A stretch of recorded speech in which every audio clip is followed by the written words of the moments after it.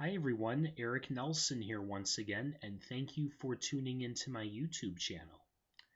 For today, I am back with another book review on Kristy Volchko's Operation Scrub-a-Dub Skunk. Now, if you have been following my reviews,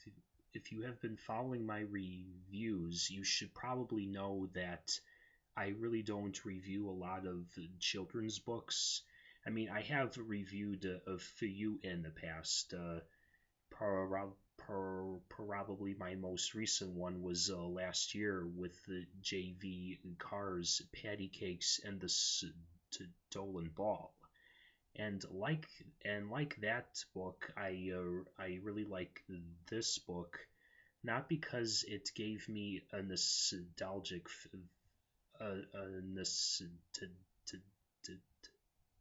feeling about the books that I used to read in my youth as a kid, but because it touched me on a personal level.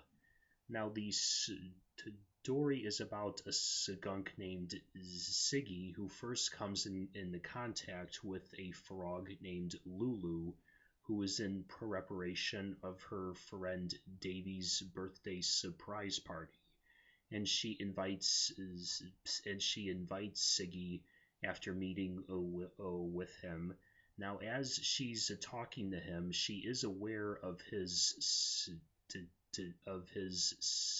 stench, but she doesn't think that it's coming from him. Now, when he arrives at the surprise party, that's where everyone becomes aware that it's him, and then once he sees how revolted they are of him, he begins to leave, and in shame and in embarrassment, until Lulu and her friends decide to help him, and the only way that they believe they can is by simply giving him a bubble bath. Well, of course, we as adults know that cannot work, and probably even Siggy knows, but he's skeptical about it. But he actually does decide to go along with it. Now, after several unsuccessful attempts to rid the odor, Lulu and his friends decide to go to. They actually decide to go to a character named Bill, the wise old bullfrog, and he is the one who usually has answers to problems in their area. He's sort of like the grandfather, the wise old, as his name, the wise old bullfrog, and in this story, he's the wise old man who knows everything. So I like how every children's book has a character like that. But will we have the answer to Siggy's problem? Well, it's a really short children's book, so even though I did talk a lot about it, I will leave it at that. But as I said before, this story did touch me on a personal level, because, like Siggy, I have a problem that is beyond my control, and I know I have talked about it in the past from my other reviews, but in case you haven't seen those other reviews, my problem is not like Siggy's, thank God, but my problem is that I have a speech problem, and but it is like Siggy's, where it is beyond my control, and like Siggy, well, there is one character in this book that actually does give Siggy a hard time about it, but she never does it in his face. She always does it behind his back.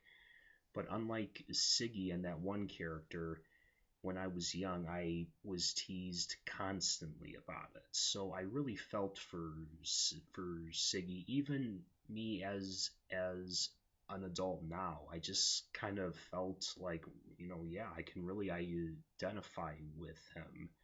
So I really like how Kristy was able to take a very she was able to teach a really good lesson in a real simple story. Now, yes, the message is very basic, but you know what? Sometimes the most basic messages are the important ones. But I also really like how Lulu and her friends went through such great lengths to try to help Siggy out.